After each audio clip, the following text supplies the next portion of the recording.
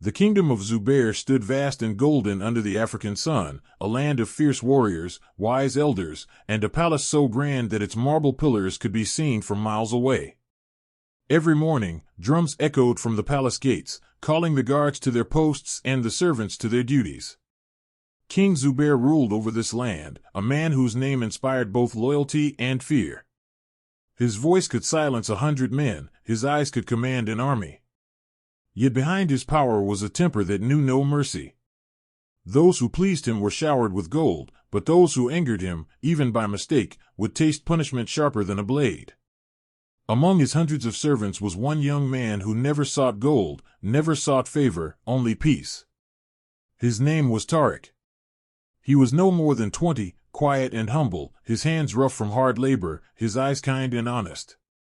He had grown up an orphan in the palace quarters, learning every corner of the royal halls like his own home. To many, he was invisible, just another servant who swept the corridors and polished the king's silver. But to those who knew him, Tariq was different. He worked with a devotion that made others stop and watch. Even the royal chef once said, if honesty could take a human form, it would look like this boy. That evening, the palace glowed brighter than ever. The torches burned high, the sound of laughter filled the grand dining hall, and the air smelled of roasted lamb and jasmine. It was the anniversary of King Zubair's coronation, a day of celebration and pride. The nobles gathered around the long marble table, their robes glittering with gems. At the head of the table sat the king, wearing a golden crown passed down from his father, and beside him, on a velvet cloth, rested his most precious possession, a royal cup made of blue crystal and silver, once owned by his late father. The king's fingers often brushed over it as if touching a memory. Tariq, as always, moved quietly among the guests, refilling cups and placing trays with care. His hands never shook, his steps never faltered. But that night, fate had other plans. As he leaned forward to serve the king a bowl of spiced stew, one of the younger princes called out his name sharply, Tariq. He turned his head for a split second, startled, and in that moment his sleeve brushed against the cup. It slid, tipped, and fell to the floor. The sound of shattering crystal silenced the hall. Every eye turned toward Tariq. The king's hand froze in midair. The music stopped. Time itself seemed to hold its breath. The king rose slowly, his face darkening like a storm. His voice, when it came, was deep and trembling with rage. "Do you know what you've done?" he said. Tariq fell to his knees instantly, his voice shaking. "Forgive me, my lord. It was an accident." "I swear upon my life, your life," the king thundered, slamming his hand on the table. "My father drank from that cup the night before he died. It was his blessing to me. And you," he pointed toward Tariq, his eyes burning. "You broke it like it was nothing." The nobles lowered their heads, no one dared to speak. The queen, sitting quietly beside him, whispered, "My king, he meant no harm. The boy has served you since childhood," but Zubair's pride was wounded beyond reason. He shouted over her voice, "Enough. When a servant breaks a symbol of honor, he breaks his loyalty too." He turned to his soldiers and roared, "Take him away. Throw him into the snake pit. Let him learn the taste of fear." The hall gasped. The musicians dropped their instruments. Tariq's heart stopped for a moment as two guards seized him by the arms. He tried to speak again, "My king, please," but the soldiers dragged him through the door before another word could leave his mouth.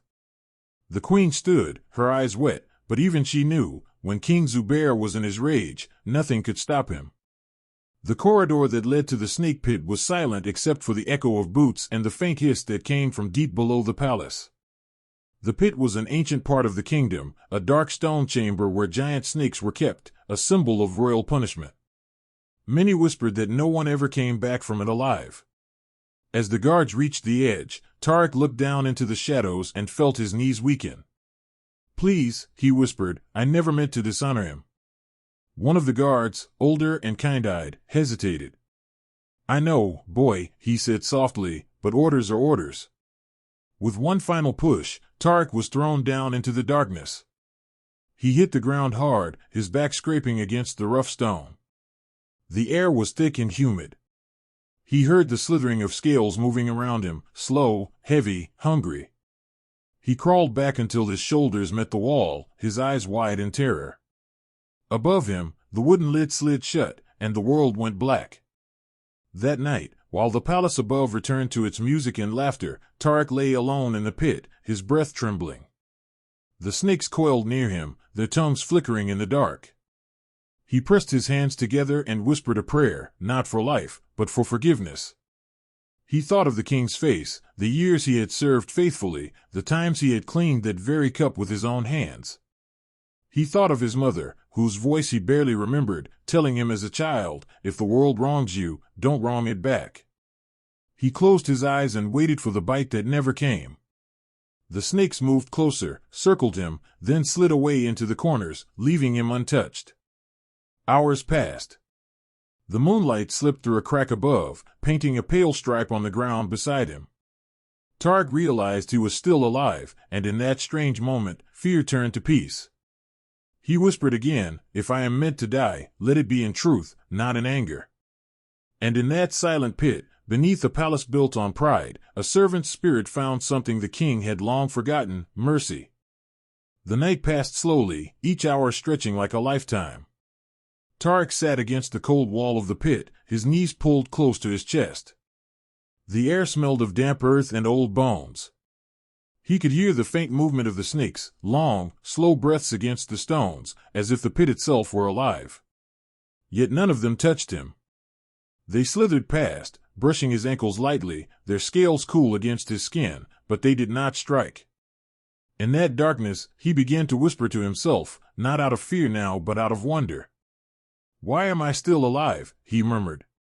He thought of the king again, the fury in Zubair's eyes, the way his hand trembled when he gave the order. Perhaps the snakes, he thought, were the king's anger made real. Perhaps they too had grown tired of blind rage. As dawn crept over the desert, a thin beam of light slipped through a crack above, landing directly on Tariq's face.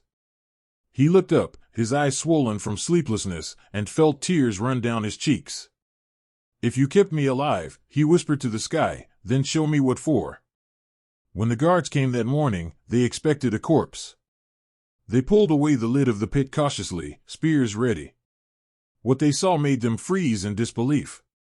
Tariq sat quietly in the corner, covered in dust but breathing. One of the guards gasped. "He's alive?" Another muttered, "Impossible. No one lasts an hour down there." The older guard who had hesitated last night climbed down, his boots scraping the wall. "Boy," he said, almost in awe, "how did you survive?" Tariq smiled faintly. Maybe the snakes were kinder than men. The soldier helped him climb out. His body was weak, his clothes torn, his lips cracked. When the king heard the news, he did not believe it. "Alive," he repeated, his voice hoarse. "No man lives through that." Yet when they brought Tariq before him, stumbling and pale, even Zubair could not deny what he saw.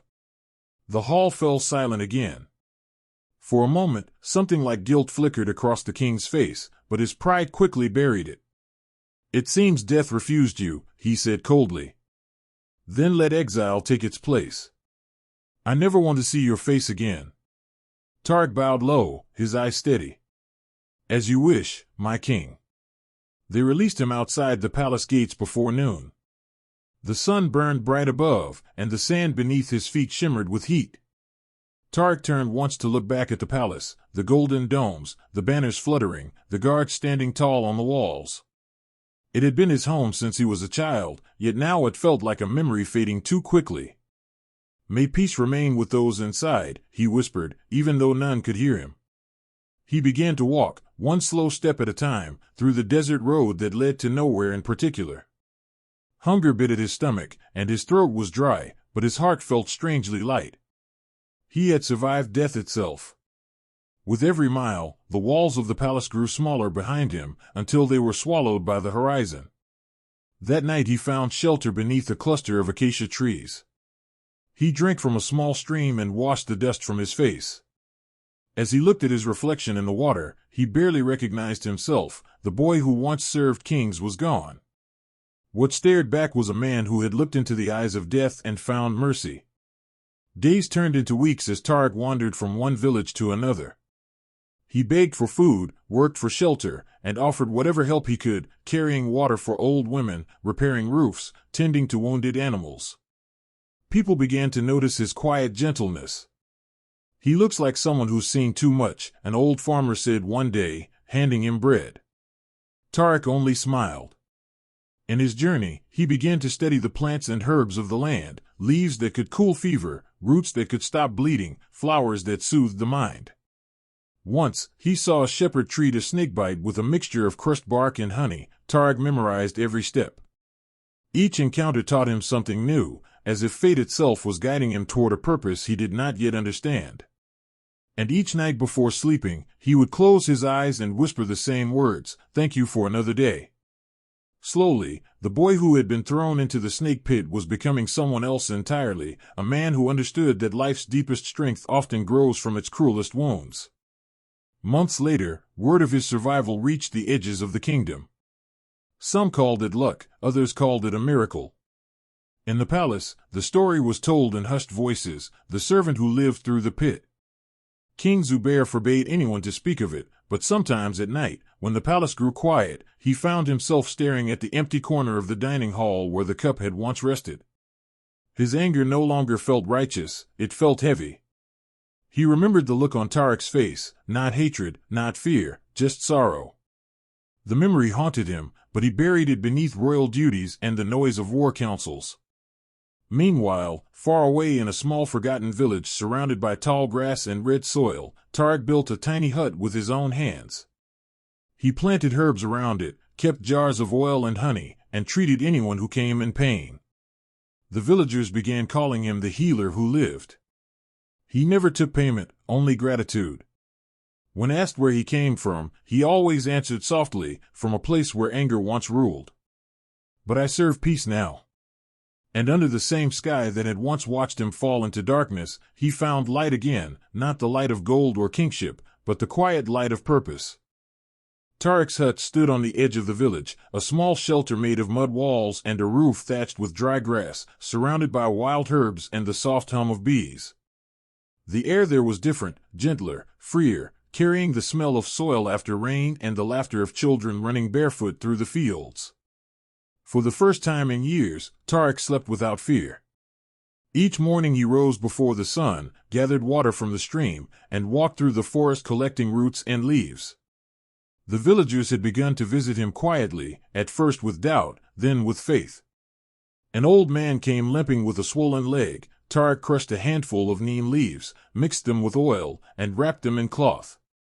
A mother brought her fevered child. Tariq cooled the boy's forehead and prayed softly until the fever broke. In a land where doctors were rare and medicines costly, his kindness felt like a miracle.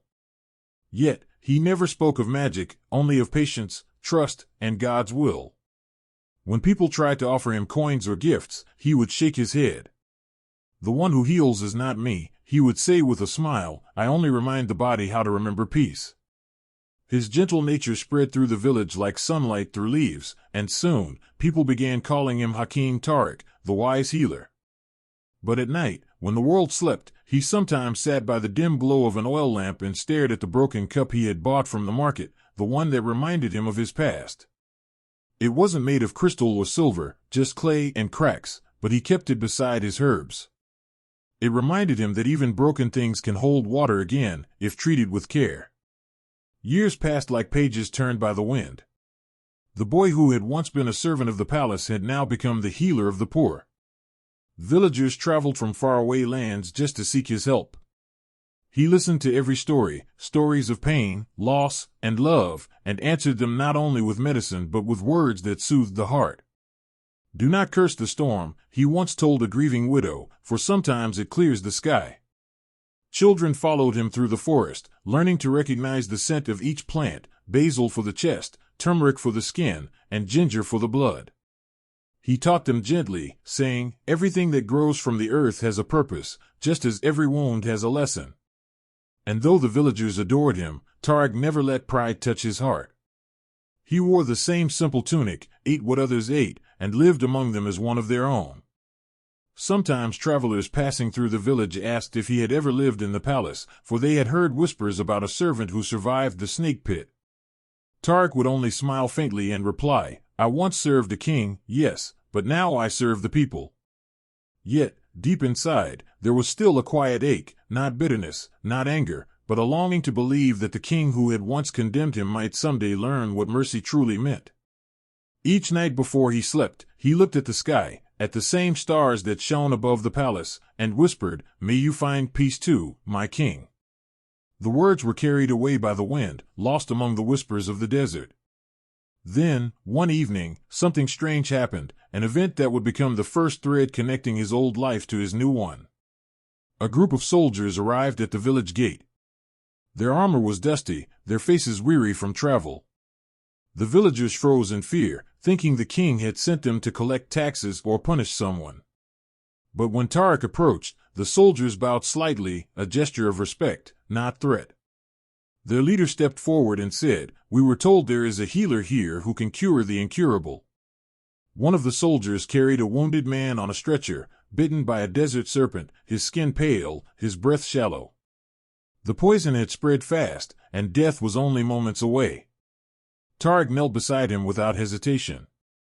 He pressed his ear to the man's chest, felt the weak heartbeat, and whispered, "Stay with me." He sent a child running to fetch water, crushed a handful of herbs, and began applying the paste to the wound. The villagers watched in silence as Tariq worked with calm precision, mixing, chanting softly, and praying between every breath. After hours of effort, the man's breathing steadied, his pulse returned, and the color crept back into his face. The soldiers looked at one another in disbelief. "You've saved him," one said. Tariq smiled faintly. "No," he replied, "I only delayed death until mercy arrived." They offered him gold, but he refused. "Take it," he said, "and buy bread for your families instead." Before they left, one of the soldiers asked quietly, "Do you know who rules the kingdom now?" Tariq looked up, his eyes calm. "I do," he said. "King Zubair still sits on his throne." The soldier nodded grimly. "Aye, but the king grows weaker each day. His body burns from within, and no royal physician can save him. Some say it's a curse." Tariq said nothing, but that night he could not sleep. As the moonlight fell through his window, he thought of the king once more, of the man who had thrown him into the pit, and the man who now lay trapped in one of his own. He didn't know it yet, but destiny was quietly turning its wheel, preparing to bring the two men face to face again, not as master and servant, but as a sinner and the one who would heal him. The morning after the rebellion's echo had faded, the kingdom stood in eerie silence. Burnt flags still fluttered weakly over broken walls, and the smell of smoke clung to the air like grief itself. Adil stood before the castle gates, staring at the marble steps now smeared with blood. The people he had once bowed to, the same nobles who had mocked him for being the servant's son, were gone, scattered, hiding behind their ruined pride. The villagers looked to him with wary eyes, unsure whether to fear him or thank him. Kanu's hand rested on his shoulder. She had tied her once fine royal hair with a strip of cloth torn from her cloak. "You ended the war," she whispered, but Adil shook his head. "No," he replied softly, his voice cracked with exhaustion, "I only survived it." Around them, the wounded limped, the hungry cried, and the city that had once sparkled like gold now resembled a graveyard of ambition.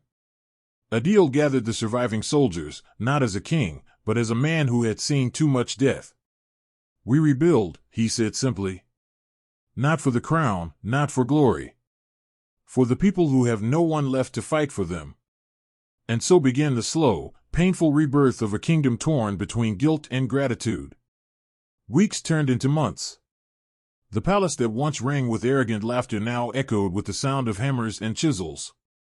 Adil worked alongside the villagers, carrying bricks, planting fields, helping the orphans find shelter. People who once spat at his name now called him Brother Adil. But every night, when the stars came out, he found himself haunted by the image of the old king, the man who had once thrown him into a pit of snakes, whose eyes had begged forgiveness as life slipped from him. Guilt gnawed at Adil's heart. He had not wanted vengeance, yet vengeance had found him. Kanu often found him standing in the old throne room, staring at the shattered crown still lying where it fell. "You can melt it," she suggested once, "turn it into something new." But Adil only smiled faintly. "A crown is not evil," he said, "it only becomes evil when men forget what it means." His words carried weight, heavier than gold. The people began to trust his quiet strength, and soon, messengers from nearby kingdoms arrived, some offering peace, others watching, waiting for weakness. Yet Adil refused to sit upon the throne. Instead, he built a council of farmers, soldiers, mothers, and craftsmen, voices that had never been heard in a royal hall before. For the first time, the kingdom of honesty lived up to its name. But peace is a fragile thing, and power never dies easily. One evening, as the sun dipped behind the ruined watchtowers, Adil was approached by an old man cloaked in black. His face was hidden, but his voice carried the chill of truth. "You think you have ended cruelty by changing who wears the crown?" the stranger asked. "You have only delayed it. Men forget. They will betray you as they betrayed your master." Adil's jaw tightened. "Then I will remind them, every day, that mercy is stronger than fear." The old man chuckled. "Mercy is a flame that burns the one who holds it." Then, before Adil could speak again, the stranger disappeared into the dark. That night, storms rolled over the capital. Adil dreamt of fire and serpents. The pit he had once escaped now returned, coiling around his soul. When he awoke, Kanu was gone. Her bed was empty, her cloak missing, and a single message lay upon the table: "The council is not what it seems." Panic struck Adil's chest. The same council he had built, the one he believed in, had turned against him. Betrayal had returned, wearing the face of honesty. The kingdom he rebuilt with hope was about to fall again, not by swords, but by secrets. Adil rushed through the corridors like a man haunted by his own creation. The council chamber, once filled with laughter, debate, and shared hope, now stood silent, its doors half open, the torches flickering uncertainly. On the long oak table lay documents sealed with strange insignias, not of his kingdom, but of foreign powers. His heart sank as he read the names of his closest allies, men and women who had once sworn loyalty to the new dream. They had sold his vision for gold, for safety, for the same poisonous promise of power he had once fought to destroy. "So this is how kingdoms die," Adil murmured bitterly, "not by swords, but by whispers." The sound of boots echoed behind him. Soldiers, his soldiers, stormed into the room, faces cold, eyes trained. Their leader, General Rahim, stepped forward.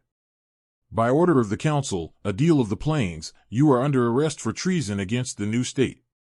Adil laughed softly, shaking his head. "I built this state, Rahim. And if it has turned into tyranny again, then I am guilty indeed." Before they could seize him, he raised his hands, not in surrender, but in sorrow.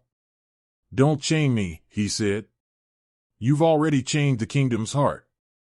And with that, he allowed himself to be taken.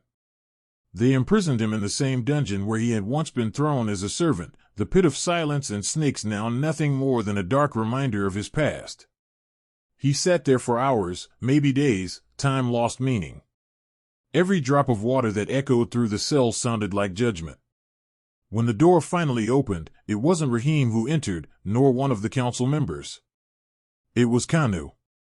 Her cloak was torn, her face pale, but her eyes burned with the same fierce clarity he remembered. "I warned you," she said softly. The council was never meant to share power, they only wanted to steal it from the crown, not destroy it. Adil met her gaze calmly. "Then let them have it," he said.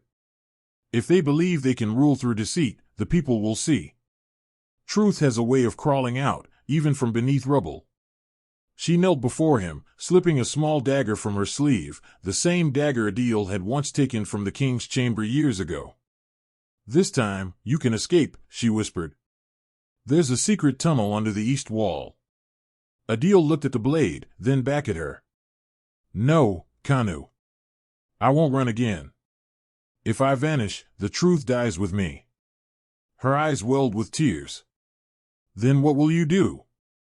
Adil smiled faintly, that quiet, weary smile of a man who has already seen too much. I'll do what the old king never did. I'll face my people. The next morning, under a gray sky heavy with storm clouds, they dragged Adil to the public square. Thousands gathered, farmers, merchants, soldiers, the same people who had once called him brother now whispered in confusion and fear. The council stood high upon the platform, faces masked in virtue, voices dripping with false pity. Rahim read the charges in a monotone voice: treason, manipulation, and betrayal of the people's trust. As he spoke, Adil lifted his head, scanning the crowd. "Do you remember," he began, his voice echoing despite the rain, "when you were starving, when your homes burned, and no one listened? I was one of you. I rose not to be king, but to remind the crown that every life matters. If that is treason, then every honest heart is guilty." Murmurs rippled through the crowd. The council shifted uneasily.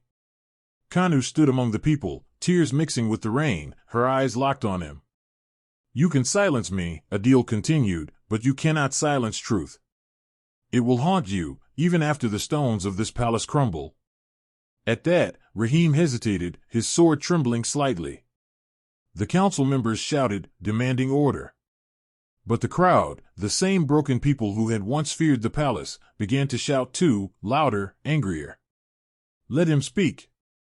He built this land. We want justice, not lies." The council's guards tried to hold them back, but it was too late. The spark Adil had ignited long ago, the belief in honesty, had turned into a fire once more. In the chaos that followed, someone struck the first blow, not at Adil, but at the council dais. The wooden platform cracked, and panic erupted. Adil stood frozen, watching as the same storm that had destroyed the old kingdom began to devour the new one.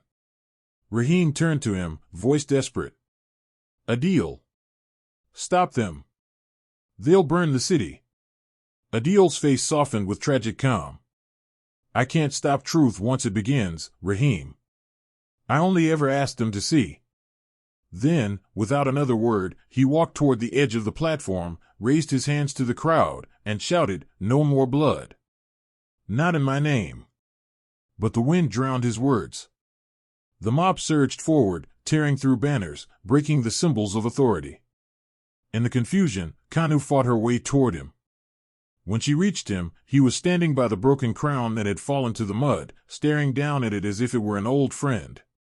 "It always comes back to this," he said softly. "A circle of power, breaking again and again." Kanu clutched his hand. "Then break it for good," she whispered. Together, they lifted the crown and threw it into the fire that raged nearby. The crowd gasped, the crown melted, its jewels cracking and vanishing into the flames. For a moment, silence fell. The symbol of kings and rulers, of fear and pride, was gone. When the fire died down and the people dispersed, only ashes and rain remained. Adil and Kanu stood in the courtyard, their clothes soaked, their hearts heavy but strangely free. "What now?" Kanu asked quietly. Adil looked at the horizon, where smoke met light, where the past met the uncertain dawn. "Now," he said, "we live like them. No throne. No crown. Just truth." He turned away from the ruins, stepping into the muddy road where children were playing, where farmers carried tools instead of swords. The kingdom had no ruler now, but for the first time, it had something better: awareness. The people had seen corruption, seen redemption, and understood that honesty was not born from the throne but from every hand that refused to lie. In the years that followed, no one rebuilt the palace. It remained as a silent monument, a reminder that pride destroys, but humility rebuilds. Travelers who passed through the land spoke of a man and woman who lived among the farmers, working side by side, never taking credit for what they had once saved. And when they asked the villagers who those two were, the people smiled and said, "Just honest hearts who remembered what kings forgot." Years later, when Adil was old and the world had changed again, he sat beneath the same oak tree where he had once dreamt of freedom. Kanu sat beside him, her hands withered, her eyes still full of life. "Do you ever miss it?" she asked. He chuckled faintly. "The palace? The power?" He shook his head. No. I missed the hope that built it, but not the walls that trapped it. The wind rustled the fields around them, golden with harvest. Children laughed in the distance, and bells rang from a new school built on the old royal grounds. You did it, Kanu said softly. You gave them what the king never could, belief in themselves. Adil smiled, eyes fixed on the horizon. No, he replied. They did it. I just reminded them they could. As the sun dipped low, painting the sky in shades of crimson and gold, Kanu rested her head on his shoulder. For the first time in a long time, the kingdom truly belonged to its people, not to crowns, or councils, or names written in stone.